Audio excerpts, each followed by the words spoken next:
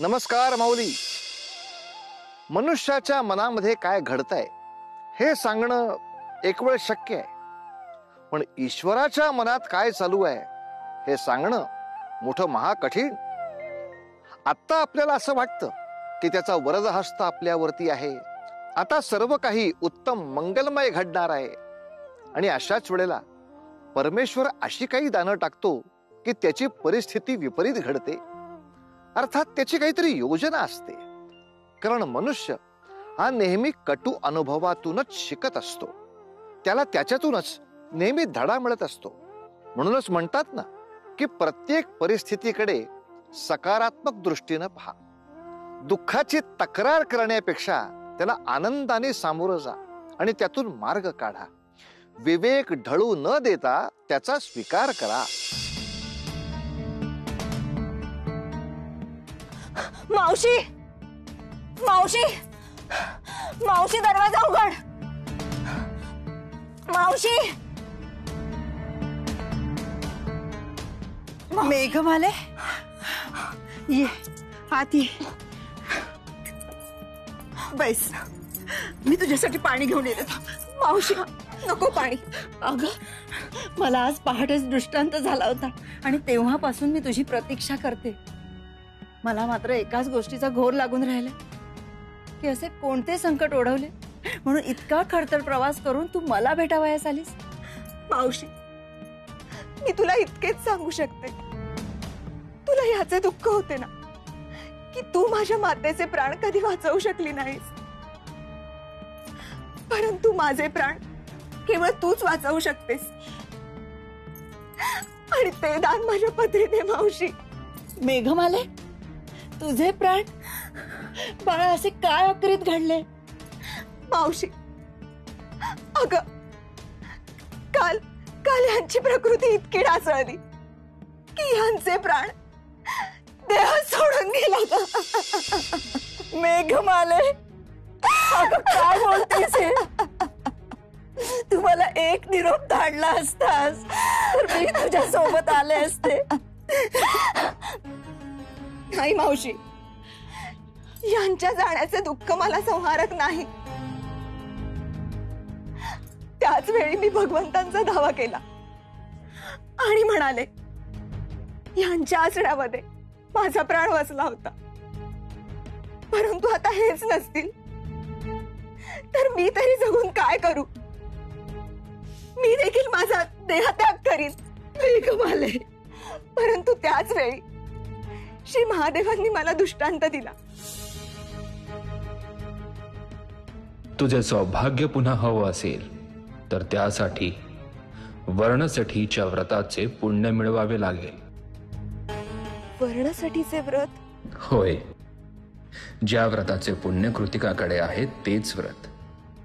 ते तुला मिळवावे लागेल आणि तुझ्या पतीस अर्पण करावे लागेल.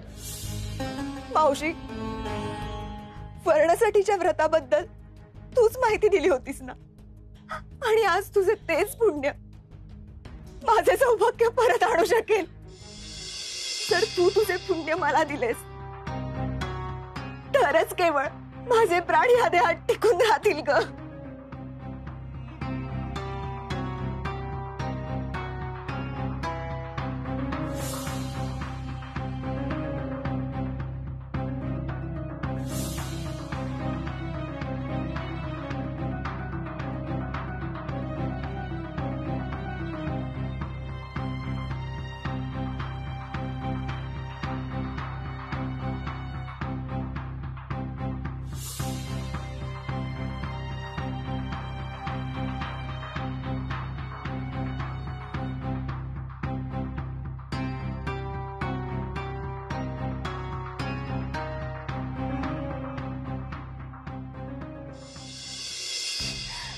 मेघमाले, घे हे पात्र घे. मी तुला हे पुण्य पात्र देते, पण एक गोष्ट मी तुला सांगते, हे पात्र कधीही रिते ठेवायचे नाही. घे, तुला कोणत्याही गोष्टीचे सहाय्य लागले तर तुझी ही मावशी सदैव तत्पर आहे. विश्वास ठेव. चल.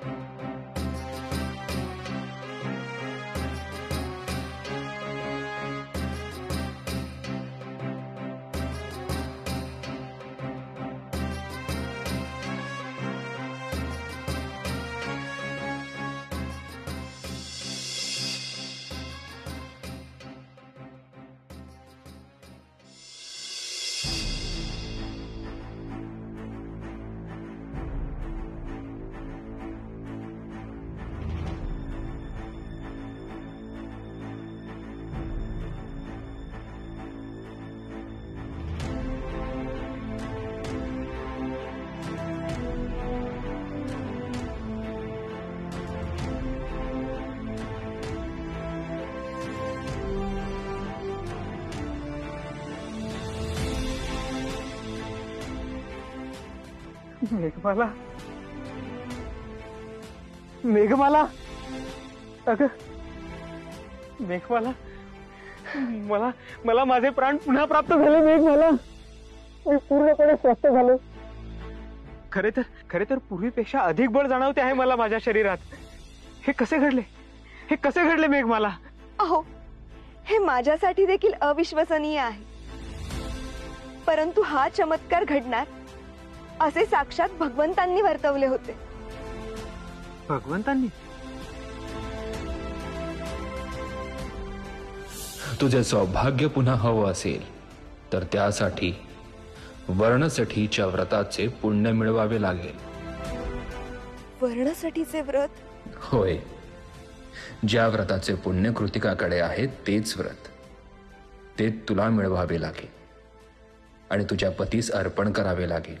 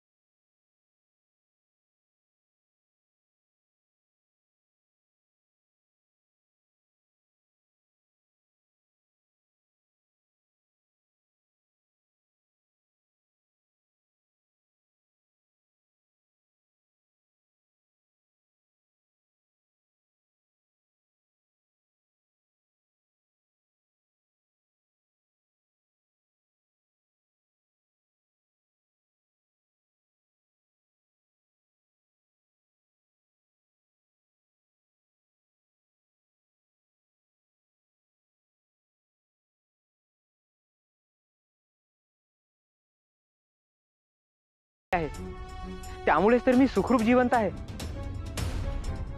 परंतु हे सर्व घडले कसे? ती खूप मोठी कथा आहे. आपण सर्वांनी घरी यावे. आपणा सर्वांना ती सांगायचीच आहे. पुत्री, तुझ्या नशिबावर आणि विचारावर आम्ही शंका घेतली, त्याबद्दल आम्हाला क्षमा कर. नाही, आपण असे म्हणू नका.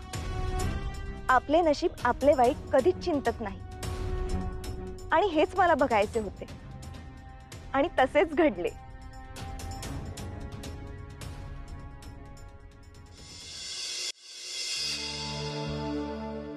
श्री महादेव, आजवर आपण जी कृपा केली तशीच कृपा सदैव असू देत. मी इतकीच विनंती करते की ह्या घरात समृद्धी, सुख यांची रेलचेल असावी, आणि ही प्रार्थना करून मी आज वर्णासाठीच्या व्रतास प्रारंभ करते आहे.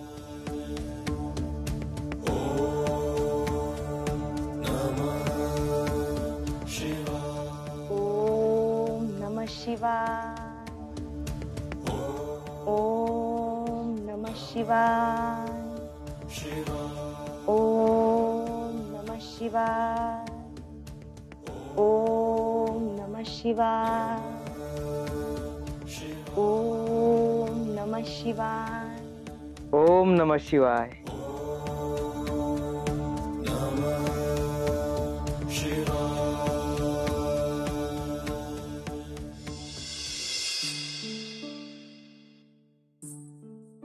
आधी हात पुढे करा. हे काय? मी आज जे वर्णासाठीचे पूजन केले त्याचा प्रसाद, ज्यामुळे आपल्याला ही संपन्नता आणि सुबत्ता लाभली आहे.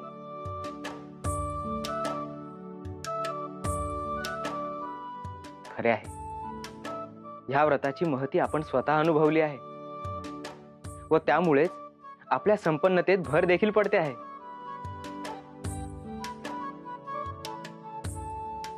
हे घे.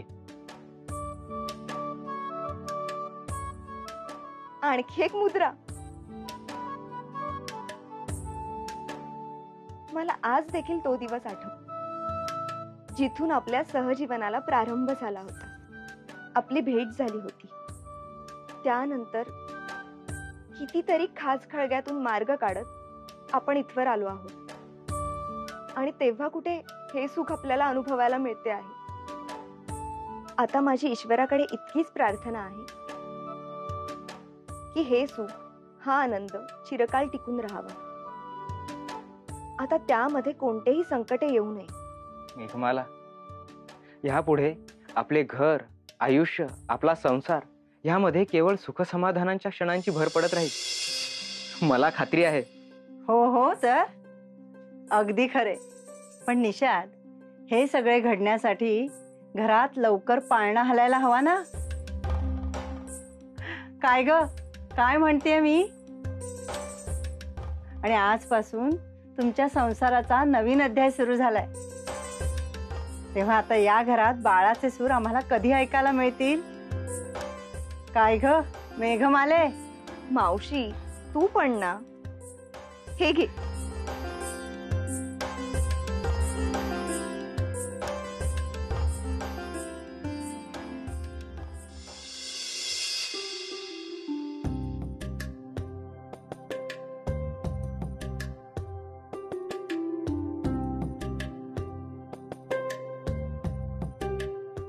अगं, हे काय करतेस तू? सोड. अहो, सोड. काय करताय? ये इकडे बस. सावकाश.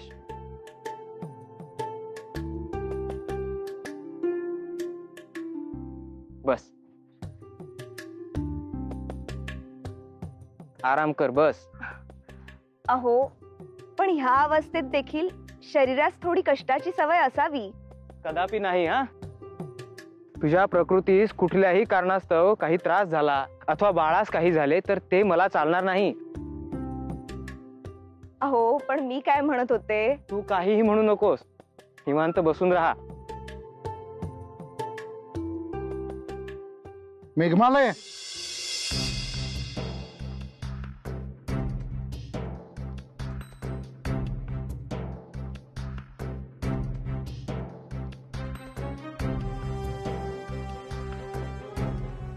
पिताश्री.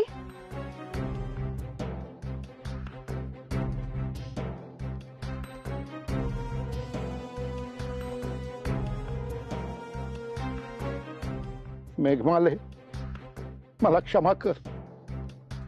कुठल्या तोंडाने तुझ्याशी बोलू असं झालंय. कन्ये, चूक झाली ग आमच्याकडून. घोर अपराध झाला. खूप वाईट वागलोय ग आम्ही तुझ्याशी.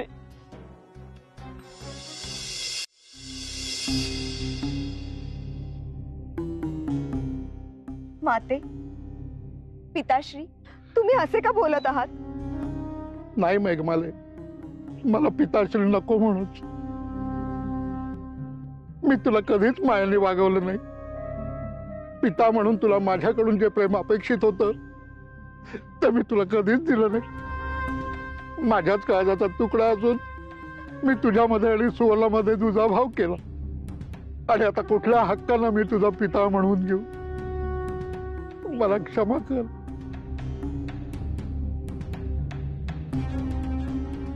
आम्ही कायम तुझा दुस्वासच केला ग. तुला जास्तीत जास्त त्रास कसा होईल यासाठी प्रयत्न करत राहिलो. निशादनं सुद्धा दास म्हणून वागवलं.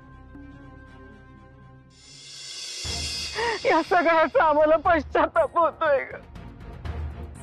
माफ कर. पिताश्री, माते, अहो असे नका करू. याने मला दुःख होत आहे.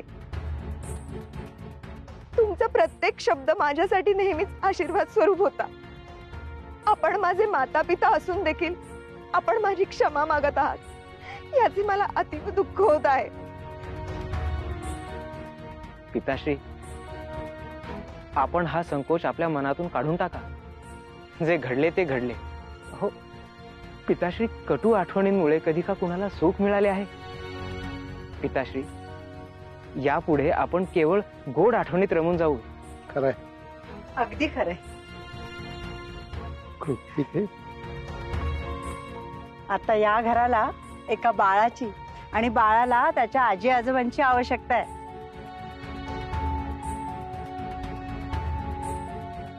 नाहीतरी त्या बाळाला प्रेम कोण देणार? तुम्हीच ना. कृतिके, खरं तर आम्ही तुझे देखील खूप ऋणी होतो.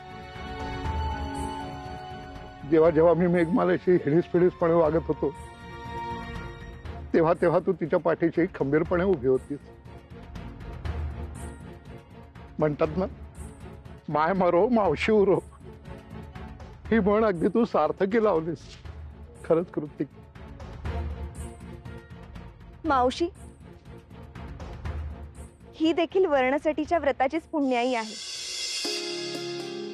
आणि म्हणूनच आपण एकत्र आलो आहोत. तेव्हा आपण देखील या व्रताचे पूजन केले पाहिजे आणि सर्वांनी आनंदी आणि एकत्रितपणे राहिले पाहिजे.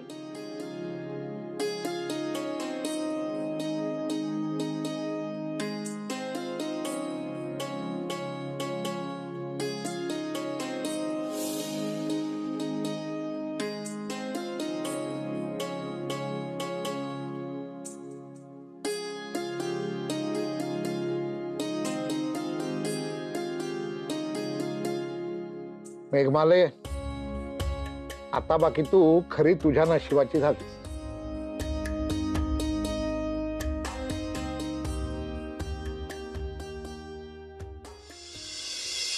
तर माऊली, हे होते वर्णसठीचे व्रत आणि त्यामागची अत्यंत रंजक असलेली आणि महत्वाचा संदेश देणारी त्यामागची कथा. मनाचा निग्रह किती दृढ असावा, या स्वतःवरचा, देवावरचा, आपल्या भक्तीवरचा सुद्धा निश्चय इतका दृढ असावा की जेणेकरून असाध्य परिस्थितीला सुद्धा साध्य करून घेता येईल. आणि हेच सामर्थ्य मेघमालाला अवगत झाले ते या वर्णसठीच्या व्रतामुळे. आपणही नित्यनेमाने या व्रताचं पूजन करावं, म्हणजे मग आपल्या घरामध्ये सुद्धा सातत्याने सुख, शांती, समाधान, संपन्नता अशी नांदत राहील. भेटूया पुढल्या भागामध्ये अशीच एखादी कथा घेऊन. तोवर उतू नका, मातू नका आणि घेतला वसा टाकू नका.